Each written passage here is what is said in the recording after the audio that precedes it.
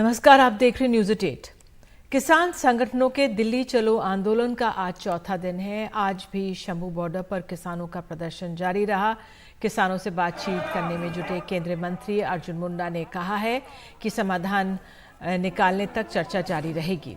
किसानों की बातें हमने सुनी हैं और किसी का अहित ना हो, इसका ध्यान हम रख रहे हैं। इस बीच हरियाणा पुलिस ने आज किसानों के कानून व्यवस्था बाधित करने का उन पर आरोप लगाया। हरियाणा पुलिस ने कहा है कि किसान आंदोलन के आड़ में बवाल फैलाने की इजाजत उनको नहीं दी जा सकती। ये भी कि प्रदर्शनकारी लगातार पुलिस वालों को उकसाने की कोशिश कर रहे हैं। शंभू बॉर्डर पर हुई पत्थरबाजी में पुलिस के 18 पैरामिलिट्री फोर्सेस के 7 जवानों समेत 25 लोग घायल हुए हैं। हम लोगों ने तय किया कि फिर हम लोग रविवार के दिन में इस विषय पर गंभीरता से चर्चा करते हुए चीज़ों को देखेंगे और क्या उसके रिजल्ट आते हैं उसको हम लोग दोनों पक्ष में सरकार के तरफ से हम पॉजिटिव हैं कि अस्थायी समाधान की दिशा में आगे बढ़े। वही किसान संगठनों को भी इस बात का ध्यान रखते हुए कि शांतिपूर्ण ढंग से और दूसरा कि दूरगामी परिणामों को एक अध्ययन बेस करते हुए आगे बढ़ना चाहिए। उधर किसान नेता गुरनाम सिंह चडूनी ने भी हरियाणा पुलिस के आरोपों का जवाब दिया है।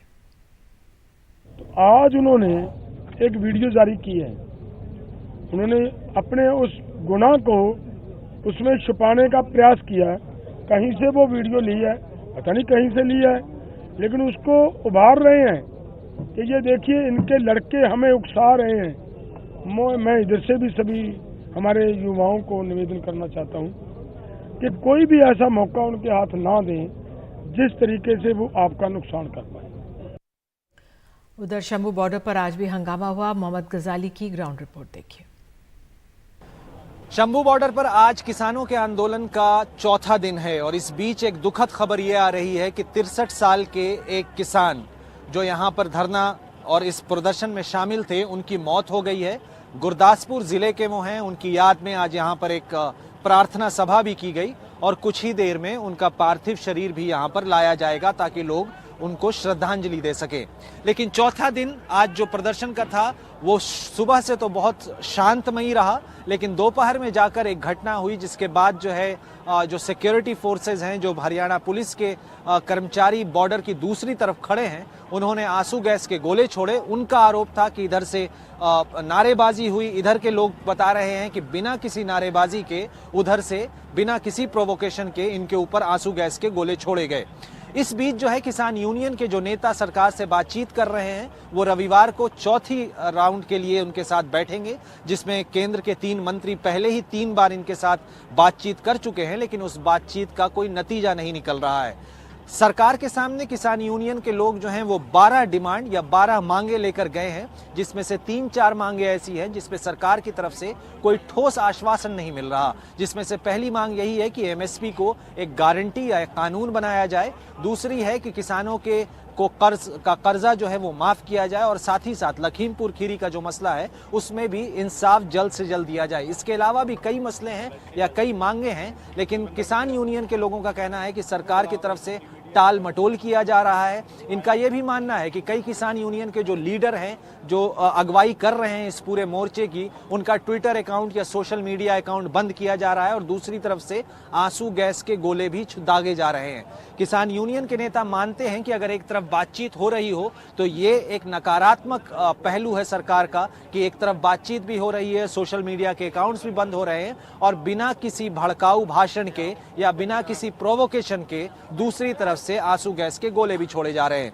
लेकिन इन सबके बीच जो सबसे बड़ी चुनौती किसान यूनियन के नेताओं के लिए है कि अगला जो राउंड है बातचीत का वो रविवार को होगा। उससे पहले इतनी बड़ी भीड़ को यहाँ पर जमाए रखना भी अपने में एक बहुत बड़ी चुनौती है। और ये भी देखना होगा कि कुछ नेता ये मानते हैं कि शायद केंद्र सरकार बार बार मीटिंग करके उनसे ये समय मांग रही है कि कहीं ना कहीं लोकसभा चुनाव से पहले मॉडल कोड ऑफ कंडक्ट लग जाएगा और फिर सरकार ये कह देगी कि अब उनके हाथ में कुछ नहीं है। लेकिन ऐसी स्थिति में भी किसान यूनियन ये कह रही है कि हम अपने वॉलंटियर्स के साथ, अपने प्रदर्शनकारियों के साथ या तो यहाँ पर धरना देंगे या फिर दिल्ली जाएंगे। अब देखना होगा कि रविवार की मीटिंग में कोई नतीजा निकलता है या पिछली मीटिंग्स के तरह ही सिर्फ यही बयान आता है कि माहौल अच्छा था और बातें हुई, लेकिन कोई नतीजा नहीं निकलता। चंडीगढ़ से अश्विनी मेहरा के साथ मोहम्मद गजाली, एनडीटीवी इंडिया।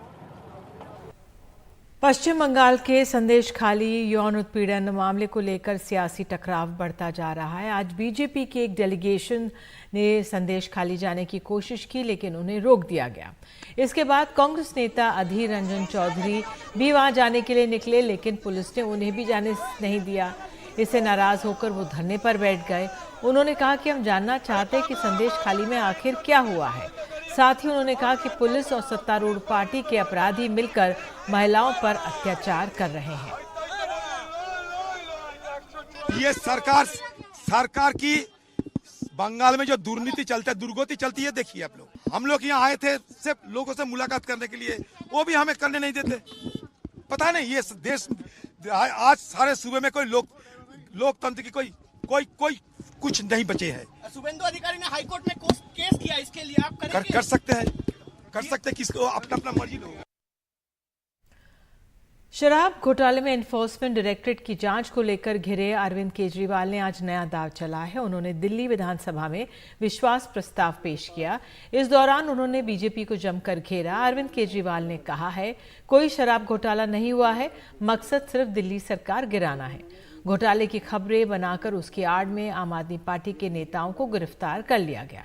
साथ ही अरविंद केजरीवाल ने कहा कि बीजेपी को पता है कि वे दिल्ली में चुनाव नहीं जीत सकते और इसकी कोशिश सफल नहीं हो रही है और हमारे एक भी विधायक नहीं टूट रहे हैं। 2 एमएलए आए अलग अलग, एक दिन आया, एक दूसरे दिन आया, और आके दोनों ने एक ही बात कही।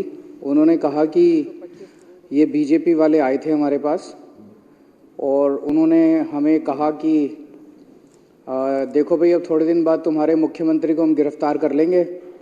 उसके बाद हमने ऑलरेडी 21 एमएलए को संपर्क कर लिया है और 21 एमएलए मान गए हैं पार्टी छोड़ने के लिए और उसे संपर्क कर रहे हैं। शराब घोटाले की आड़ में गिरफ्तार करके आम आदमी पार्टी के सभी नेताओं को इन्होंने गिरफ्तार कर रखा है। हमारा एक भी एमएलए नहीं टूटा, हमारे सारे के सारे एमएलए आज भी हमारे साथ हैं। अध्यक्ष महोदय, मैं आपकी अनुमति से निम्नलिखित प्रस्ताव प्रस्तुत करता हूं कि यह सदन मंत्रिपरिषद में विश्वास व्यक्त करता है।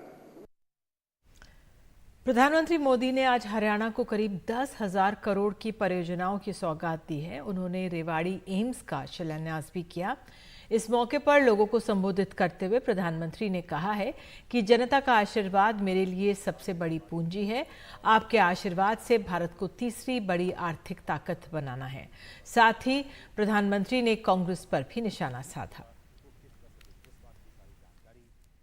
आज पूरा देश भव्य राम मंदिर में विराजे रामलला के दर्शन कर रहा है।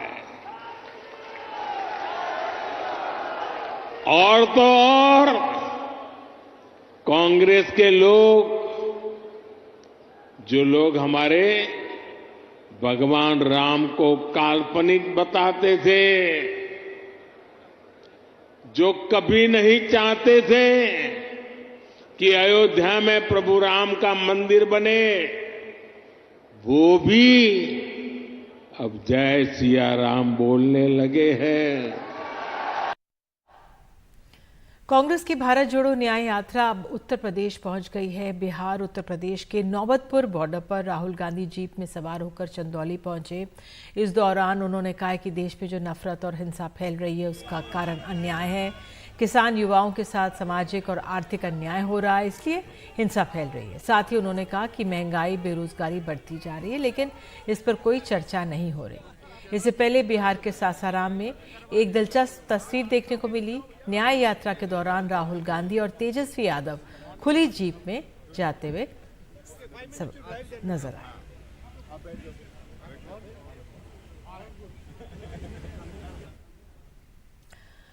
दिल्ली के नरेला के अलीपुर इलाके में आग की चपेट में आने से 11 मजदूरों की मौत हो गई है, जबकि 4 घायल हो गए हैं।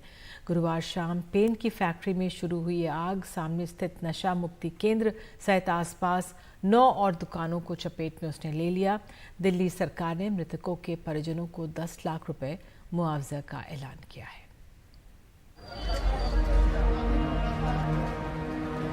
मैं विशाल के बड़े भाई हूँ जी, और उनकी कोई सुनवाई नहीं हो रही। कल से हम लोग सर परेशान है, रो रहे हैं, गरीब आदमी है सर, हम क्या करें, कोई सुनवाई नहीं कर रहे हैं। पुलिस वाले भी। मेरे फादर थे उसी फैक्ट्री में उसी फैक्ट्री में थे। अब ये नहीं पता वो इस हॉस्पिटल में है या फिर दूसरे हॉस्पिटल में है, उनका कुछ पता चले। ये दिखा भी नहीं रहे हैं, बहुत देर से हम 6 बजे से यहाँ खड़े हैं, कुछ तो बताएं। शिनाख्त करने के लिए भी कोई बुलाया नहीं है।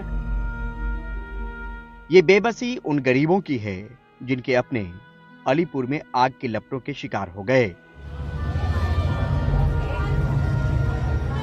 गुरुवार शाम पेंट फैक्ट्री में लगी आग ने 11 परिवारों को अपनों से छीन लिया। एक फैक्ट्री में लगी आग से ऐसी तबाही कि आसपास की 9 और दुकानों को चपेट में ले लिया। दिल्ली के मुख्यमंत्री घटनास्थल पर पहुंचे। इसमें 11 लोगों की मृत्यु हुई है, 4 लोग घायल बताए जा रहे हैं।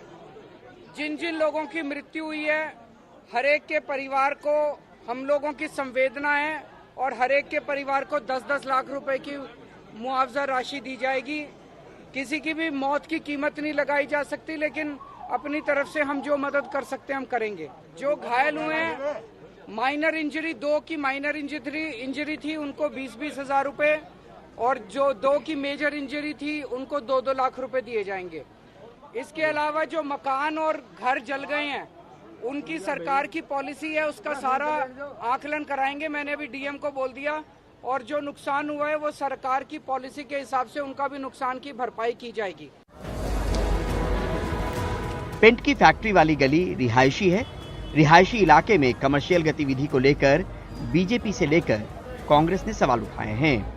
देखिए, अभी तो हम पहुंचे हैं, जो जानकारी मिल रही है दुखद है, और इस तरह की अवैध फैक्ट्री अगर अनैतिक रूप से चल रही है और आसपास के घरों का बहुत नुकसान हुआ है, इसका आकलन करना पड़ेगा और दिल्ली सरकार को इसकी जिम्मेदारी लेनी पड़ेगी। सुरेश भारद्वाज जी से बातचीत किया, इन्होंने लिख करके दिया है 1.5 महीना पहले एसएचओ को कि इसको बंद कराया जाना चाहिए।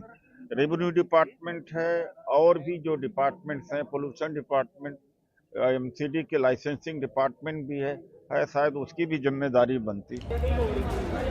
आखिर कैसे 11 लोगों की मौत हो गई, चश्मदीदों की सुनिए।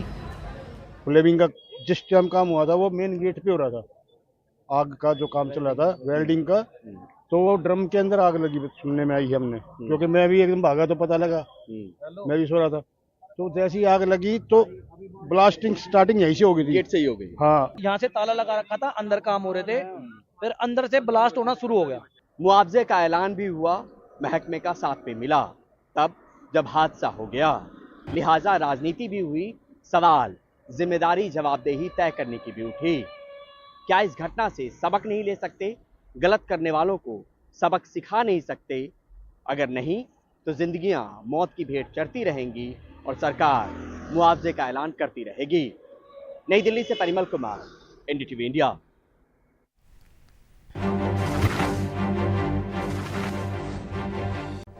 रूस के राष्ट्रपति व्लादिमीर पुतिन के कट्टर विरोधी और विपक्षी नेता अलेक्सी नावल्नी की जेल में मौत हो गई है। अलेक्सी रूस की सबसे खतरनाक जेल पोलर वुल्फ में कैद थे। इसे आर्कटिक की सबसे ठंडी जेल कहा जाता है, जहां पारा -28 डिग्री तक चला जाता है। जनवरी 2021 में रूस लौटने पर अलेक्सी नावल्नी को 19 साल की सजा सुनाई गई थी। अलेक्सी नावल्नी ने पुतिन और भ्रष्टाचार के खिलाफ कई अभियान चलाए। इसके चलते उन्हें कई बार जेल भी जाना पड़ा था। नावल्नी के समर्थक उन्हें रूस के भावी नेता के तौर पर देखते थे। उनके समर्थक कहते थे कि जेल से छूटने के बाद वो रूस का नेतृत्व करेंगे।